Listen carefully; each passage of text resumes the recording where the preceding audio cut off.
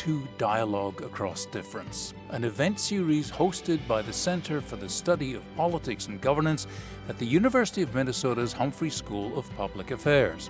Join us as Center Director Larry Jacobs and guests engage in conversations across the political and policy spectrum on issues of the day.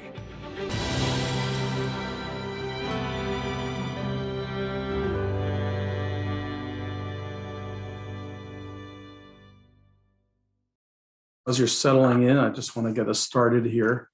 Good afternoon. I'm Professor Larry Jacobs. I direct the Center for the Study of Politics and Governance at the University of Minnesota's Humphrey School of Public Affairs, and we have convened today's event. Before we begin, I want to just give you a heads up that we value your input, your questions, and you'll see at the bottom of your screen that Q&A button. That's where you give us the questions, and we're going to get to as many of them as we possibly can. I want to welcome you and thank you for joining today's program, The Power of Photography. A lot of our programs here at the center use data, numbers, percentages, and a lot of it is around electoral politics or what's going on in Washington around public policy. Today's a little different, and it fits a pattern that we've been using of looking for other ways to talk about public life in America that is more accessible to a broader range of people, maybe folks who don't understand and learn just using data and percentages and numbers and so forth. And today is one of those days. It picks up on a theme in some of our programming of looking at the experience and the circumstances of African Americans and people of color in America. We did a program about a year ago, for instance, called the Minnesota Paradox, that looked at the progressive trends in Minnesota, but also the deep disparities that are experienced by people of color. Today, we're pursuing those themes and others with a photographer and a poet. Our guests are Bobby Rogers. Bobby Rogers is a visual historian. He's a photographer. He's co-founder and director of the Bureau, which is based in Minneapolis. He's premiered work at a number of institutions, including the Minneapolis Museum of Art, the International Center of Photography. He's given lectures at the Minneapolis Institute of Art as well, and more. He's also worked with a number of clients, including Apple, Paper Magazine, Timberland, and more. We're really thrilled to have Bobby Rogers with us today.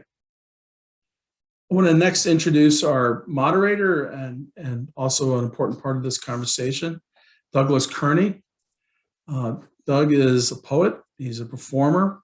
He's published 6 books of poetry that have been widely anthologized, meaning they're reprinted in esteemed places like Best American Poetry, Best American Experimental Writing. In addition to all that, he's also staged 4 operas, which have received national acclaim, including from the Los Angeles Times, the New York Times, the Wall Street Journal, and more. He's won a number of prizes, and he is an assistant professor of creative writing in the English department at the University of Minnesota. I'm now going to turn things over to Doug Kearney. Thank you, Doug. Thank you very much, Larry. And thank you, the Center for the Study of Politics and Governance. Thank all of you here assembled today. And of course, thank you, Bobby. I'm going to get into a conversation with you in just a moment, but there's something I'd like to put out first. Don't say caught.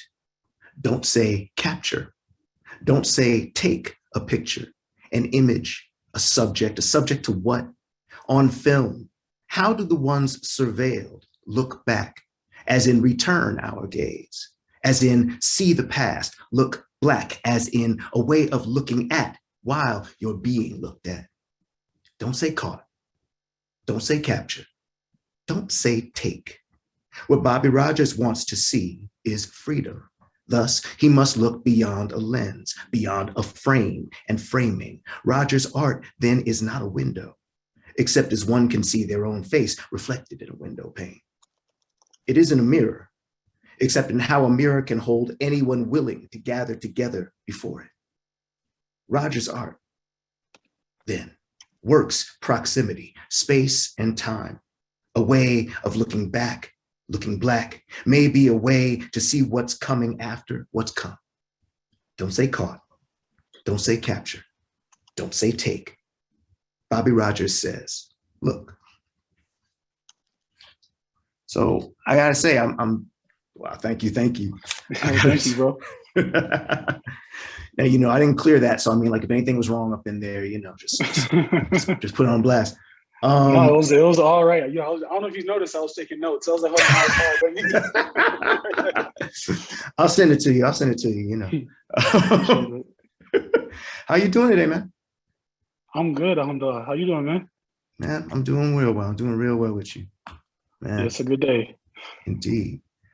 I wanna let everybody assembled know that you have a beautiful exhibition coming up. It's called Innocence of Faith, right? Yeah. And that's presented by the Bureau, and that's going to be from September 17th to December 17th at the University of St. Thomas, right? Yep. At the University of St. Thomas O'Shaughnessy Education Center. It's actually going up like as we speak. They're like doing all the vinyl and everything. So we have a show coming up. I'm thinking, first of all, thank you. I don't know what most people, when they see the work, they'll get to hear, a little bit more about our thought processes behind it. But I think a lot of, just even before we get into it, it's been a very collaborative process, which I think like art in general and the art that we do is always very collaborative. And so we're always sort of thinking about how to bring other like-minded artists and individuals into the process. And so and our approach to art is very like interdisciplinary, right? And so you even started this talk off like with that piece, which I haven't heard before. And so that was like really beautiful. And that was amazing. So thank you for that. It just reminded me just of like why we do the work that we're doing and how we're doing it. And if any of that inspired you to like create that piece, blessings. I appreciate it. I appreciate it, man. Absolutely. I mean, we've had a couple of conversations prior to this, but we haven't had a chance to have lots of conversations. So really, trying to get into your work, your process, how you and your team reach out and create these moments of reflection and involvement and collaboration has been a real pleasure this last month and a half. I was first introduced to your work probably about a year ago when a student of mine, Saeed Farah, started showing me your work. He's a deep admirer of your work and a photographer. No, that's amazing. Well. Yeah, so it was exciting to see your name come up. Thank you. No, thank you to Saeed. Indeed. So, all right. So we have. Can we get the first image from the Innocence of Faith? So, I should let you know that, as reminding you that that there we are. That we want you to participate in this, everyone out there. So there is a Q&A function. Please use the Q&A function. If you have access to the chat, please use the Q&A function instead. We're gonna get to your questions around 12:30. We'll probably check in and see what we got going. It might go a little longer. No, absolutely. And so let's dive into it. So we're thinking about, I like the title of this conversation being The Power of Photography, because I think one of our initial conversations and really how we got introduced was through Larry Jacobs. We all got together, just talked about art for a long while, and then sort of just naturally you and I just kept the conversations going. So much so that we ended up inviting Doug to write the artist statement for the show, which people will see on the wall at the exhibition when they visit it. But with this work, we like to think of everything that we do, and I say, and also to put context, I say we a lot whenever I talk about my work, just because the process is very collaborative and I have a team that I work with. Even if no matter how, there's ideas that I might have singularly. There's ideas that the team have together. There's ideas that different artists in our team, and by team, I mean the Bureau, that bring. And so we always are just like constantly developing these processes and these like ideas as like one system. And so going off of this series I did, I think back in 2017, called Being Black and Muslim, which was more so me just like digging into my practice, which is a lot of the times me asking the questions of like what's important to me, why is it important, and how do I sort of like research and internalize and learn about these subjects, and then based off of all of that, how do I sort of like then turn this forward and face that towards others so they can sort of have some engagement with the process. But that series in 2017, Being Black and Muslim, was about very specifically the Black Muslim identity in the axis in which it exists and resides, like at the moment, like in American culture, and just like a lot of things that are happening at the time. And more specifically, like not what was happening, about like the lack thereof and like the erasure of these identities. Especially when you're thinking about talking about like the faith on a standpoint of like who's represented, who gets their voices heard, and what have you. So I was just really like, you know, my entry into Islam was through like Black people. It was like through like Black revolutionary texts. It was through like friends we grew up with, like in the city, and it was a very like loving process. It was a very like the ego's always been gone. Like these have been some of like the most genuine, gentle people I know. But I also recognize that a lot of the times when you talk about like Islam in multiple spaces, you never really see like the diaspora, the Black diaspora, like represented at all, even though like Black Muslims represent like the majority of Muslims in America, with the history extending as far back as like what's believed to be like around like 30% of slaves were taken from West Africa were possibly Muslim. And so I'm always thinking about like, all right, how, like what histories are important to me? What histories have I myself as an individual existing right now, not sort of like heard about or like known to intentionally be like dismissed? And how do we sort of like shed light on that? And so that series was one that, you know, that was really the series that within my work, like it like spread it like across the world. And it was something that came together organically with me just like hitting up a lot of friends and having them come pose for these portraits for me, to it just being hit up by like papers like in Dubai being like, can we interview you about like this series that you created? And so this was sort of like a natural progression after several years, which in this time I co-founded the Bureau with a group of friends and like colleagues of mine, and which basically the Bureau is again like positioned on this sort of very specific point in history that we all believe that we're in which like the sort of visual aesthetics, you know, I'm my background is in visual art, illustration design, more specifically like fashion illustration, things like that. And so we've like developed this aesthetic that's very like refined. You know, you can see like the design elements, you can see like the fashion influence, you can see the sort of like curation and art direction. We have these aesthetics naturally because we've had to develop them and curate them ourselves, especially existing in a world where like there are gatekeepers of so many institutions. And for us to be able to create and work, we have to sort of, you know, just be like F those gates. Like we actually have this we got this crib over here.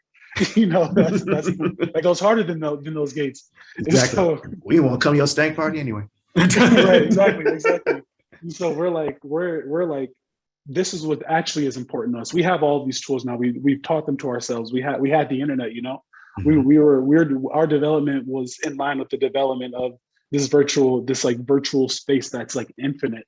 And so we were able to create the sort of conditions, and we're able to create in a way and like learn in a way that was very in line with like our thought processes and our ways of like taking information. And me myself, I'm a very visual learner.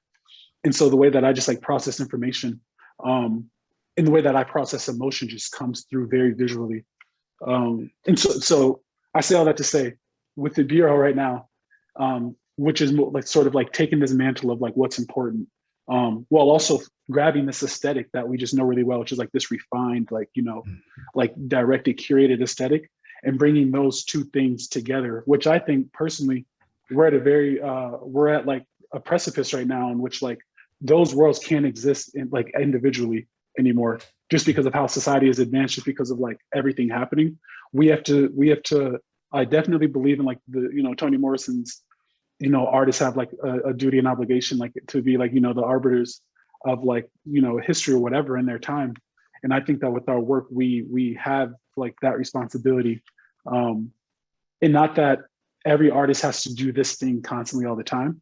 I think that it's something that we just do because the love that and the sort of like compassion that we've developed through, whether it's our spiritual teachings or like, cultural teachings, or like from like the revolutionaries that we've learned from. I think that it's just all culminating now. And so this most recent series, Innocence of Faith, is I like to say it's like the next chapter in this sort of like book that we're just constantly like, writing, because I think all of our work has connections to previous work, or is like spawned from a thought or a conversation or an idea of something that we've done. And similarly to how like when you see images from the Being Black a Muslim series, you see that progression up until now. You see that progression now with Innocence of Faith. And more so, I think the foundation with this series, which isn't now just like the Being Black and Muslim, it's more of thinking about the identity as a whole, and really just like how we're sort of, again, like turning the face outward of like how we've sort of like grown as faith-based people or artists or individuals who just like care in general about like how we see the world, and just like how that is almost like in really direct conflict with the propaganda that's sort of like pushed out also about the similar subject and about faith and about like Islam specifically. And so with our work, we're like, yo, like this is like, yeah, you see all of that out there, like a lot of people in power have very specific like goals and agendas when it comes to how they're gonna sort frame of like it. Push it. Yeah, exactly. And so we're like, no, this is like Islam to us is this. It's like this has this like foundation, and love and like wonderment and like, that innocence and wonderment that you have when you're like just questioning everything as a child, and you're just like so curious. And it isn't like when you're a kid, you're not, kids ask questions and they're not asking like, why is this thing so that I can have a disagreement with it?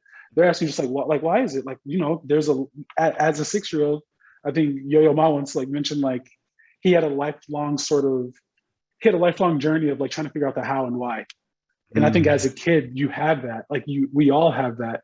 And whether it be, a kid asking about like, I don't know, Baby Shark or something, or they're asking you a question about something they learned about Islam, like they're asking you with genuine curiosity to build on their foundation. And I think like a lot of that like gets lost these days, for multiple reasons. And so we're sort of providing a platform, I think, to have dialogue about that, to just show you like our thought processes, to show you everything that, just kind of just like the world from this like alternate lens in this moment. Absolutely. That might have been a long-winded answer. No, that's exactly why we're here, right? We're here to talk about that. I mean, and something that I think about, you were talking about the love, the wonderment, and the innocence, and how immediately and quickly the visual language, the visual world, like resonates with you.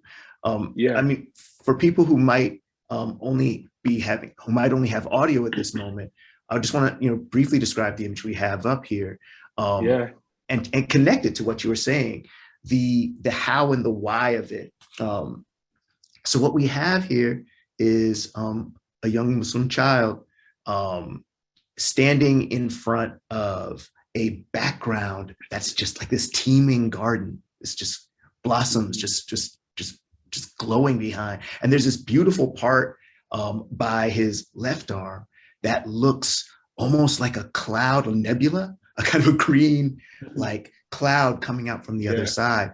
The skin, we talked earlier about shedding light, and there's something that you're doing with like the skin that I've seen in a number of your photos, is this almost this sense that it's not light bouncing off of it, but it's light emitting from it. This sort of sense that it is the source of the light.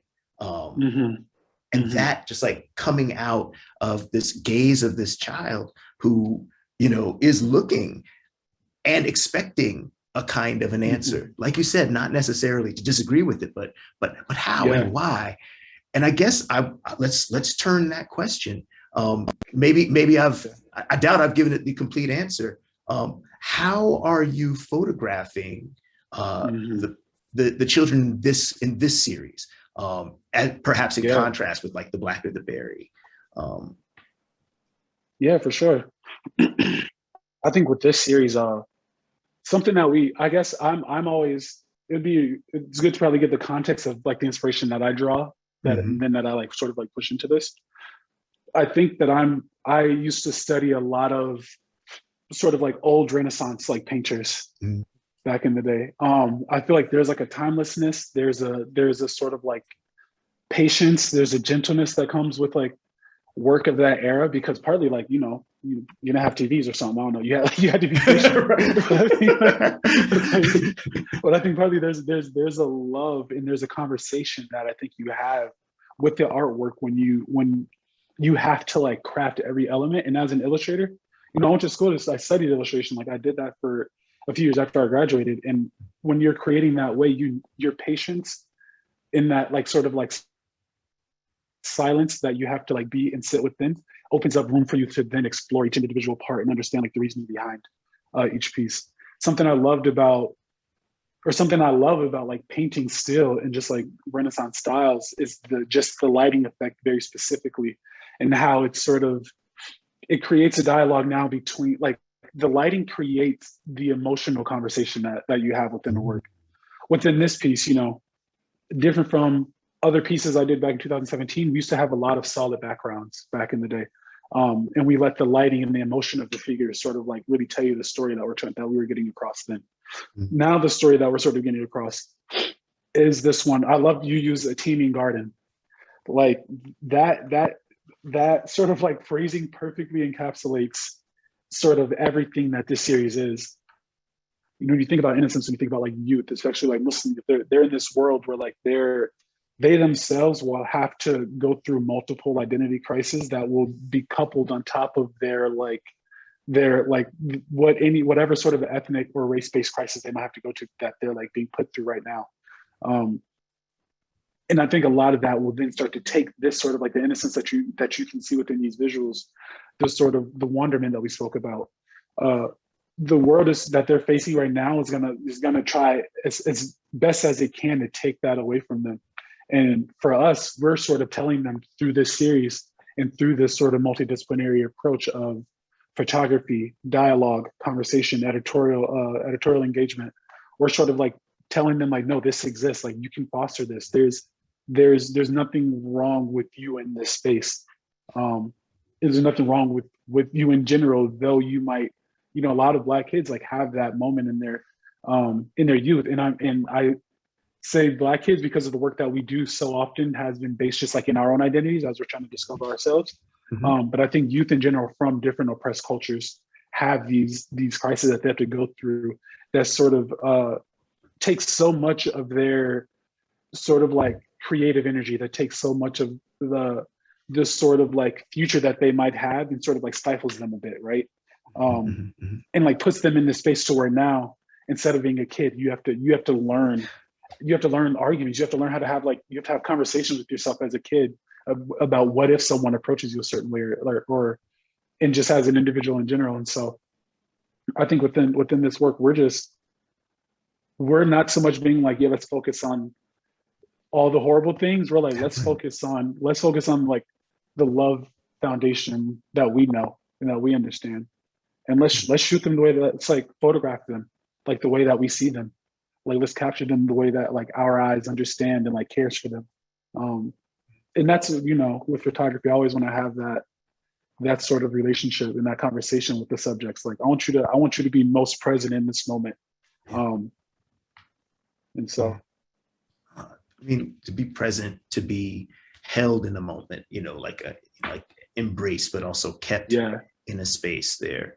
I think that's beautiful. I mean, when you're talking about that with love, right? And as it relates to this concept of love, I mean, where do we oftentimes see photographs of children, of like a family album, a unit, you know, that's preserving certain moments, creating these kinds of like, I don't know, almost like these charged spaces of memory and experience. Yeah. Oh yeah. And there's no, go ahead. And I was gonna say there's I think like that charged space of like memory and experience. I mean, I think that goes back to like a timeless idea and quality that we're thinking about with photography, is that, you know, we're not creating, we're in this world right now. There's billions of people, you know, in most majority of the billions won't have their stories told. Yet I think within these sort of like hyper stylized editorial worlds, or within these political worlds or whatever, the same voices and the same sort of the same spot, the one spotlight that is there is focused on the same person and continuously, often, forevermore, or whatever. And what we're saying is like, there's other experiences out there. There are other things out there for us to like to sort of like show to the world, for us to sort of understand, for us to like, if we approach it and we try to look at this subject and sort of digest this subject, maybe we can learn more about ourselves that way. And also, again, that a lot of that is centered, and a lot of that is wrapped in being present, and just also like humility, and just like understanding like our placement, honestly, as artists and as visionaries in this world, is just sort of shepherd along this sort of like, I don't know, it's not a cultural rebirth, but it's like a cultural redefinition, a cultural enrichment that has already started with those that came before us. And so we're just sort of doing what we can right now as a part of this like Earth, universe, I don't know, supernova, to just like make that speck a little bit bigger. Yeah. Oh, okay. You know, I love, you know, this idea of, you know, redefinition, you know, to assert like, you know, this is being Black and Muslim in America. Like, and then I also think about definition, and I'm sorry, you know, I'm crazy nerdy for puns, wild nerdy for puns, but just like so good.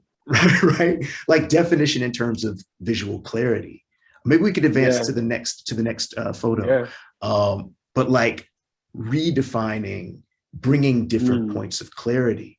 Now, something that I find really interesting about this one is, so the background has a color palette, and it's almost like an abstraction of the floral pattern. But here, right, like it's summoning. So we have this background that's got these sort of bluish or teal sort of. My wife is going to tell me I don't know what color it was. Bluish or teal, sort of like rays sticking out, and then there are these clouds of a brighter green, as well as like a sage green, and then this sort of peach space, which looks very much like, imagining if you just sort of like squinted your eyes a little bit looking at the floral background prior. But in this one, you know, we have, you know, a different figure in the front. This isn't the part of the same series of Innocence of Faith, but we have somebody, you know, it looks like they're holding a fire hydrant, which has, a fire extinguisher, you know, which has a lot of different kinds of resonance, especially when you think about uprising, wearing a mask that is sort of doubles in the era of COVID, but also the era of being tear gas, also, you know, the era of all those kinds of quote unquote non-lethal modes. And the figure is also wearing this black mesh like jersey that allows you to see the layers of skin against the layers of cloth. So tell me a little bit about, is this one also from a series, or is this something more just a vision? Right. No, honestly, I think all of these are always visions that we're just like, oh, that's how we're going to shoot it. Okay, let's go. Exactly. But widely, no, this photo more specifically, I think the cues that you called out with the background, you know, for Innocence of Faith being sort of very like a teeming garden that's just vibrating like radiantly behind the subject. This one is very much so like abstracted, a little bit more like rough. It's really in your face, like it's uncontained. But it's also in similar palettes with similar figures. this work and this piece is a part of the series that we did actually in the middle of the sort of like uprising that happened in the summer of 2020. Yeah. After, Derek Chauvin like killed George Floyd and everything that happened in Minneapolis. Being from Minneapolis and being sort of like building I know when I first started photography, the thing that I did to learn, like I didn't study any photo techniques. I was in school like studying design and studying like drawing color palettes, like et cetera, critical thinking, all of that. But we never studied like the photo medium, just because at the time, like, being broke in a private art school, like, I wasn't taking risks. I was like, oh, we need to learn photography and buy a camera and right. It's like, what do I need to do to get, all right, I can draw on both sides of these paper and that'll be one sheet. So there it is. So, make it stretch. Exactly. With this piece, it was a part of a series that we called Freedom Summer, which basically we set up different from how we would sort of approach protests and movements in the past, which was, we would go to the movement, we would document it, we'd be outside for hours, like just like grabbing content and just like documenting the process, because we knew at the time that the narrative that we heard from, the police, which, they have a very specific agenda, narratives that we heard from a certain lens was different from the lived experience as the individuals out there. So much so that I would live stream certain protests and movements so that we would have that sort of physical documentation along with the photos that we would take at the moment. That sort of for us evolved partially because of just like the hyper surveillance that happened across communities in spaces, and that was very much apparent and live in 2020. We decided to sort of instead of going out into the movements and like documenting like what's happening here, what's happening there, and that on fire there, we just put a call on social media and basically was like, we're going to set up this sort of like outdoor space in this park. Please come anonymously and let your photo be taken if you'll allow it. And we might ask you a few questions about your experience at this moment. But this is how we sort of want to, again, thinking about encapsulating time and very specifically in telling a story. And, in history, we see that photography can be used as a medium and arbiter of like capturing time, but maybe all the details are not always there. You might have a photo of, the guy, the black man that built like, the sort of like heating system in the cribs that sit in the bathroom that goes zigzag like that against the wall. But you don't know if he had a brother. You don't know if who his parents were. You don't know if he had a middle name. So like, history is not always documented in a certain way. So part of our photographic journey is then trying to, as best as we can, like archive in a way that we think gives justice to the subjects. And so that comes with the testimonials that we captured with these pieces, in which all of the works that we discussed today are people can find on the Bureau's site, and then can get even more sort of like history to them if they'd like. But with this one, with Freedom Summer, it was just, Freedom Summer is our sort of, this is how we experience that moment in history as like Black and brown youth and like younger generation people, millennials in Minneapolis at the time. And like we knew that the city was at this point, and at this point of like extreme tension, because we were here when it happened to Philando. We were here when it happened to Jamar Clark. We were here as it's happening to Winston Smith. We were here when it happened to Mike Brown and Trayvon Martin. And so Minneapolis has always been a place. Yeah, Minneapolis has always been like that, a space of sort of like heightened awareness, where like the organizing has been like really like groundbreaking, and like the community here, like the love is like unimaginable. And so I knew, like, when you seen what happened on 30th Chicago, which is like a few blocks from where I grew up on 33rd Chicago, like like when I watched it, I was like, oh yeah, they're not gonna people aren't gonna just let this like slide.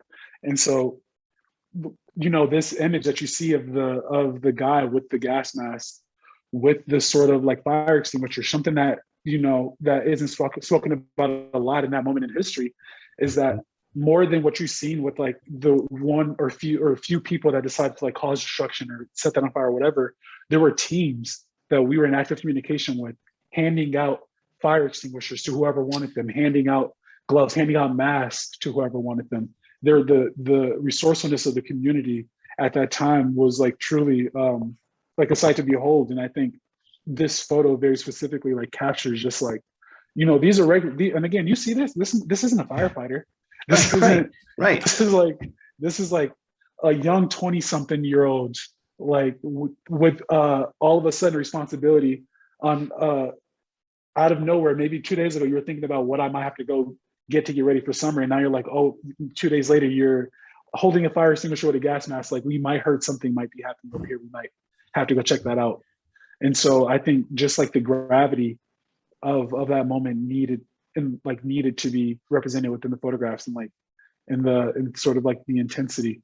And with this, we didn't tell them what to wear. We just brought the backdrop. We didn't use lighting or anything. We had like a reflector off to the side, but it was really like, yo, the sun and whatever time of day you showed up. So, wow.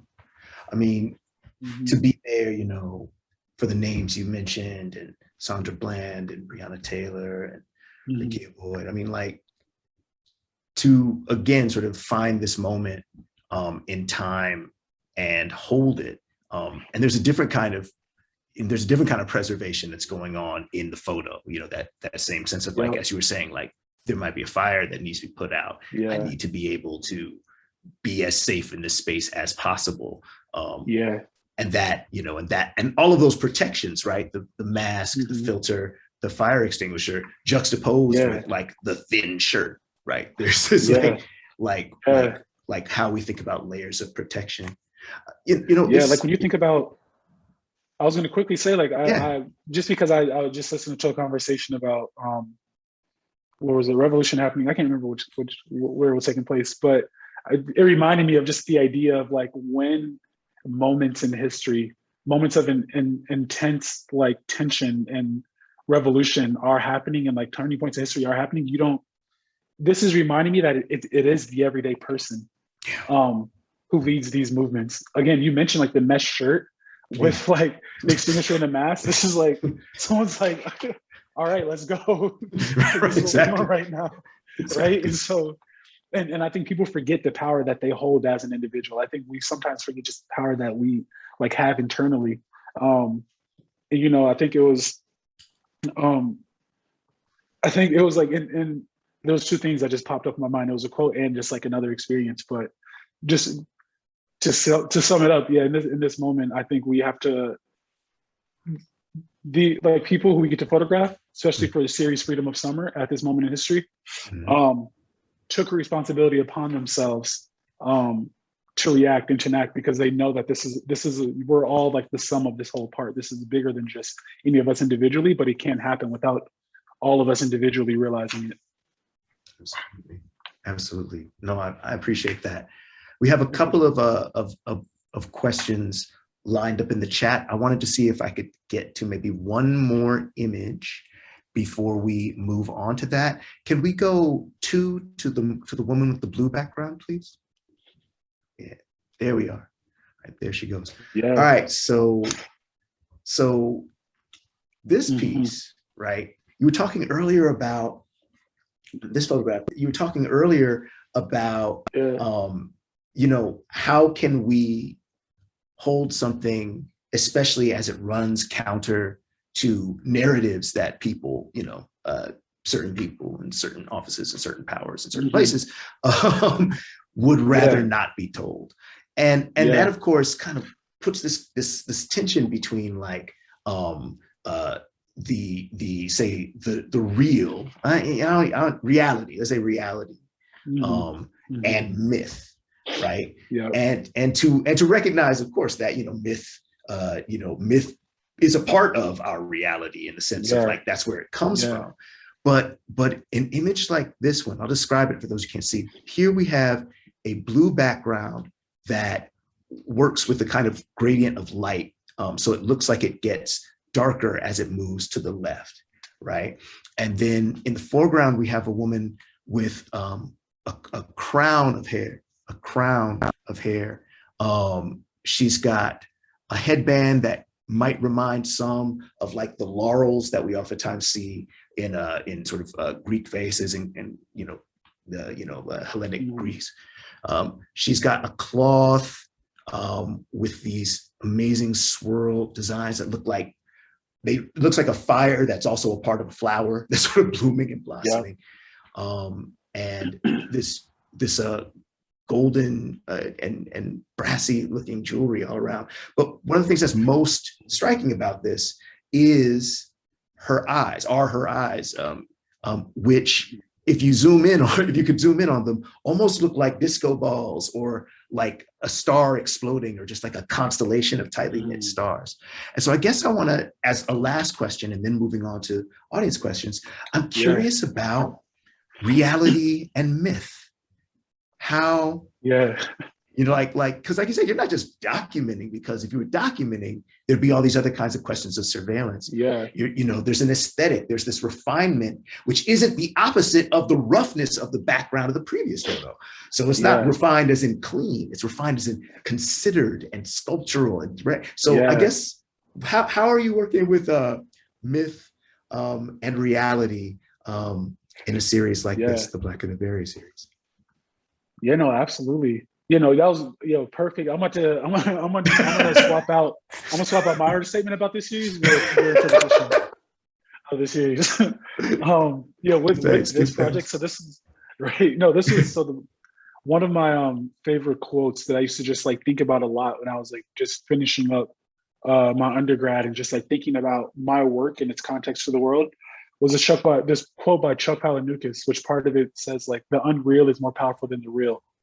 And a lot of that was just because like the emotions, like the experience, things, all of these things that sort of like are gathering and like making connections within like the metaphysical realm and like within your subconscious, all of that is sort of influencing like the artwork that we sort of produce in this moment.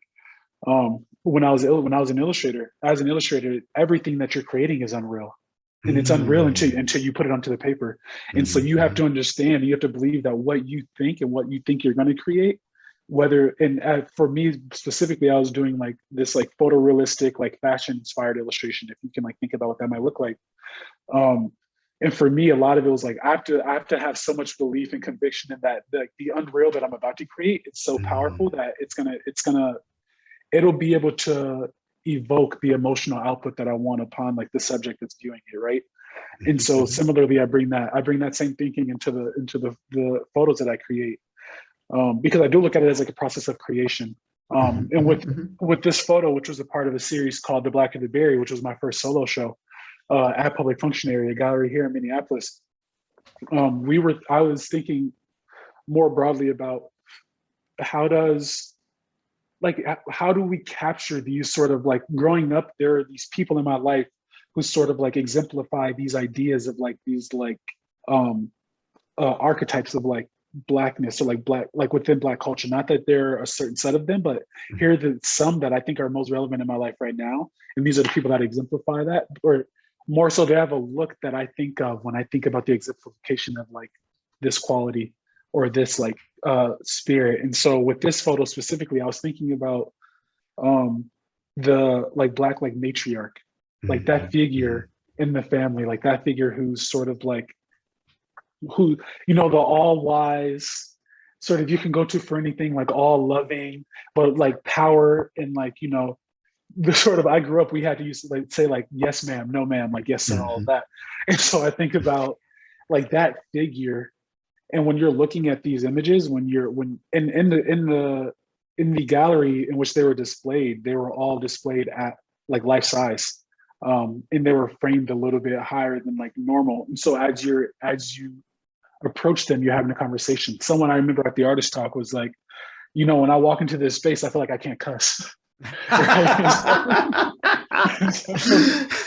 that to me is like, okay, the work did what it needed to do. Like the work, like the unreal that we envision, that we're sort of like, again, bringing all together in this visual, like timeless format, did what it needed to do. If you can feel that energy through this piece in this gallery with all of these pieces. And so in the entire series, there's 10 pieces, and they're all just, partly with them sort of in this seated stature, sort of like regal portraiture, all having this sort of like color, which this really like this beautifully like dark skinned woman with this sort of like royal electric blue, in juxtaposition to these like paisley like patterned gold elements and this sort of like golden crown. All of these are exemplary of just me just like paying respect like to the spirit of those figures that we all can identify with within the culture. Those are elements that sort of like make our culture so individual and unique, is because you can see this photo and understand what it means. Like the audience member that made that comment understood like the sort of like input behind all of it. So that's what I love to do. I love to create in that realm, so. Man, thank you. Okay, so we're going to get to these questions. Right now we have 4 lined up. For sure. So the first one is from Kevin Callahan. And the question is, I wasn't laughing at that, I was laughing at the hand coming up. How has COVID... That's what I was laughing at too. Right, exactly, right? How has COVID affected your photography and exhibiting your work? Yeah, COVID, I think, so what we did, I think at the beginning of COVID, what we were really fortunate enough and blessed was to, I met, let me bring that back, through a friend of mine, Matthew Swinson. He introduced me to Jackson Schwartz, who has this really beautiful space downtown Minneapolis, in which they had a large portion of that is like an event space and this like beautiful like coffee shop working space. And they ended up not being able to use it because, they had to shut a lot of it down because of COVID. And after multiple conversations with Jackson, he ended up inviting like I Am a Bureau into the space, which is this beautiful 2,000 square foot space. He invited us into this space to sort of like activate it, use it as our studio, use it as our space of creation, and just sort of start to create that liaison between this like business world and sort of construct that they live in, as well as the world and like artistic, sort of like emotional, like Black, all of that. Like try to sort of like create a genuine bridge between all of that. And so he really came in and was like, whatever you guys need, let me know. Feel free to use this space for whatever you need to create. And so that then gave us a large space to be able to occupy with like great ventilation, all of these things. And then we kept our teams really small. Whenever we need to do shoots, we now schedule people out compared to, back in 2017 with the Being Black and Muslim series. I was like, hey, all y'all pull up right now. We're gonna do a photo shoot. Right? Whereas like here, we're like, thank you guys for RSVPing. Does this time work for you? All right, that'll be 30 minutes in between the next person, and also institute, indoor protocols of masks, et cetera, things like that. And, making sure that we're vaccinated and we're just like being safe, especially around these kids. And so there's a lot that had to shift, but there's also a lot of beauty in that, because with all of that, it requires, again, even more patience than we had before. So. Yeah. And, collaboration and cooperation, which is something that's valuable. All right. So, absolutely. So Mariam Dini, and I hope I pronounced your name correctly. I also hope the same thing for Kevin Callahan. First, absolutely love your work, Bobby. It's everything the world and our people need. Amazing stuff from yourself and the Bureau. So there's two questions. One, what or who are your inspirations for your work? And then 2, collaboration seems to be an important value for you in your work.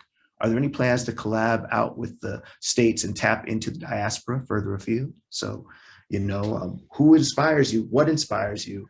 And are your collaborations moving beyond the U.S. and into the world, the diaspora? Yeah, no, for sure. No, thanks for the question and for the sentiment. That's really beautiful. Thank you. Inspirations for the work. I think just naturally they're like I worked previously as a head photographer for the Walker, and a lot of that meant that partly being able to dive into these collections and like learn about so many other artists and just see work created by a lot of like the powerhouses, especially within like the Black art space that we weren't seeing before, whether it be like Kerry James Marshall, who creates these like beautiful pieces, and me not knowing like previous to the Walker that he also did a bunch of like text pieces that were very Black and very like that made statements that you often don't see, because you're usually so often used to seeing like his large scale painting works, which are also like spectacles and like magnificent. That thing about artists like creating dialogue and conversation through carry-made memes, or thinking about like the regality of like a Hinde, or thinking about sort of like the weirdness of like Pierre de Bouchier, or thinking about the sort of catalog of work created by this like filmmaker, director. I just had his name in my head because I was just looking at his work, but like Peter Hugo and things like that. There's a South African photographer, Peter Hugo, who created this series called Hyena Men, which was a portrait series of him following like this group of men in Nigeria who have like these hyenas as pets, and just like the sort of just like rudimentary yet like surrealness of that is really what like I remember seeing that and being like, oh yeah, I'm about to be a photographer. Like that's what I want. That's what I want. I remember being like, that's the art that I want to create. And so then when he like a few years after me becoming a photographer, like he like followed me, and I was like, yo, hey, I'll let you know. Like, and so artists like that are the ones that I'm like really inspired by. And yeah, in terms of collaboration, we're always working with people across the field. We're very specific about the work that we do put out onto like our platforms. But that doesn't mean that sometimes it's just contracts, sometimes it's just timelines. We're working on projects that might not be dropped for a year. I had a project that wasn't dropped for 3 years. And so we have all these things that we're working on. But no, we're always loving to collaborate with anyone, because we think, the stories aren't limited to the diaspora within Minnesota, or just like communities within Minnesota. So we've gone to other states. We're always in conversation with those in other countries and stuff. Excellent. Thank you. Yeah. Kate Chimino asks, thanks. Oh, well, states first, but thanks for this beautiful conversation. A lot of public political life is framed in duality, with two sides only, missing all of the nuance and complexity. And this really chimes with the question of reality and myth. So I'm appreciating this opportunity to go further with Kate would love to hear your thoughts about photography's role and art more generally in reframing duality as complexity. So not just these two opposing sides, but as a kind of complex system. Exactly. No, absolutely. Something that's like I've thought about a lot when we were creating this sort of when we're creating Innocence of Faith,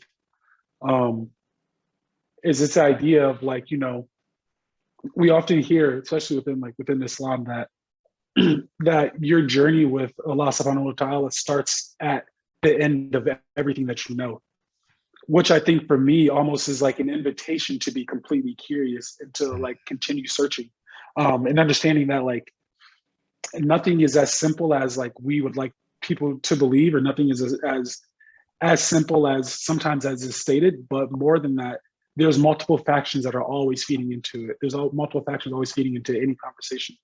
And I do think it's important for art, especially with even how we're talking about it.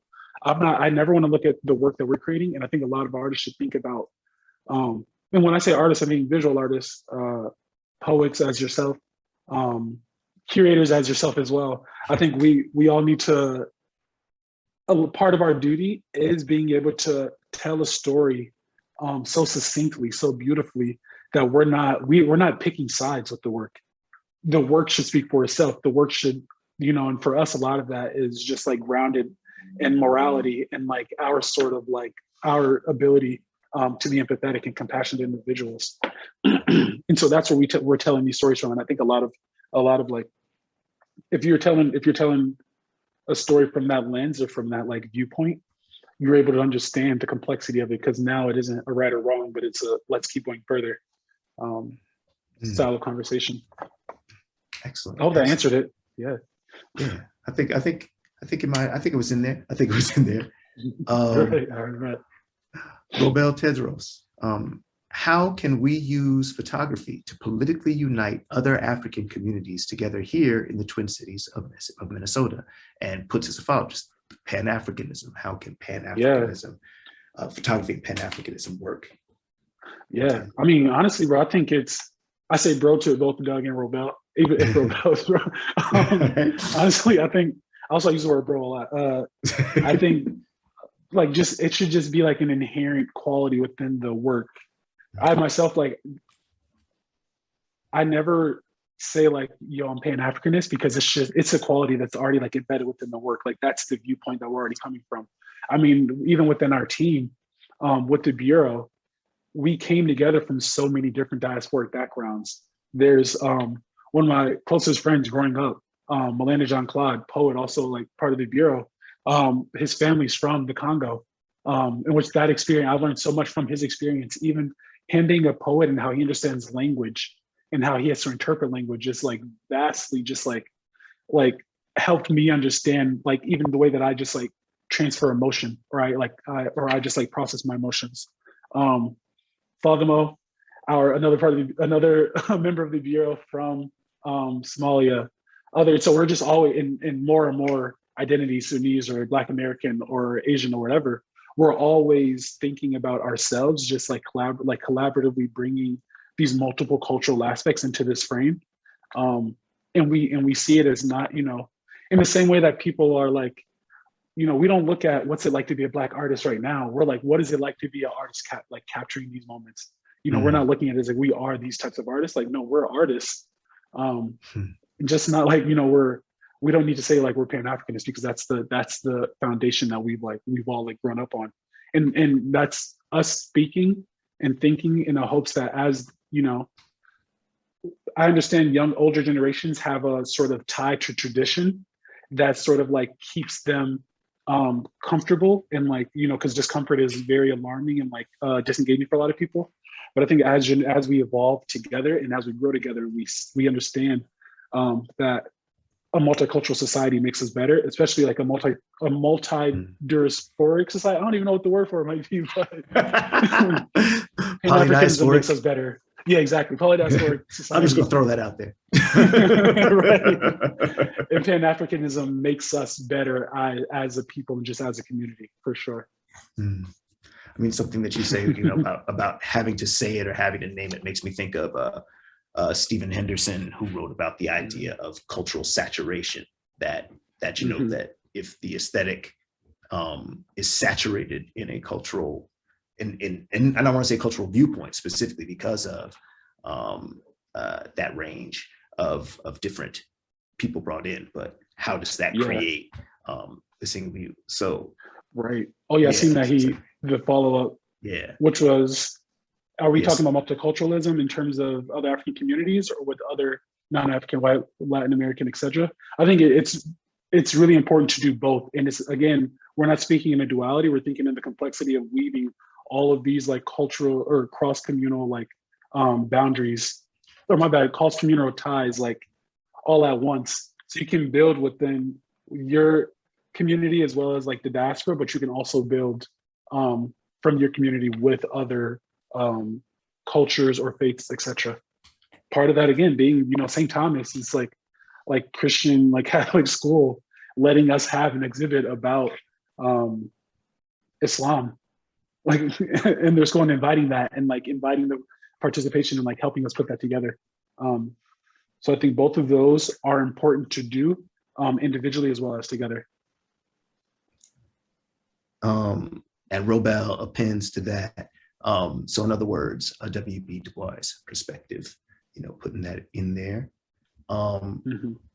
Last question, and we got a minute left. Kathleen McKay. Oh, no, this is perfect. Because I think this is a question that will be quicker to answer. Is your work from Freedom Summer any place for public viewing? Not at the moment. However, it can be. Yep. Any gallerists, studios, in the house, museums. Yeah, the thing is, we because of COVID, we chilled out on like, the amount of like events and public engagements that we were going to have this past year, which is why, Black Forum, which is an artist talk series that we put together. Our first public event for Black Forum was at MIA a few weeks ago. And second event that we're having this year is going to be this exhibit. But no, I would love to have Freedom Summer exhibit anywhere. I think it's very consequential work. And it's really powerful and will always be important. So yeah, that's an invitation for sure. Wow. Well, look, it's been a pleasure talking with you. I see Larry's about to come back on the scene, perhaps.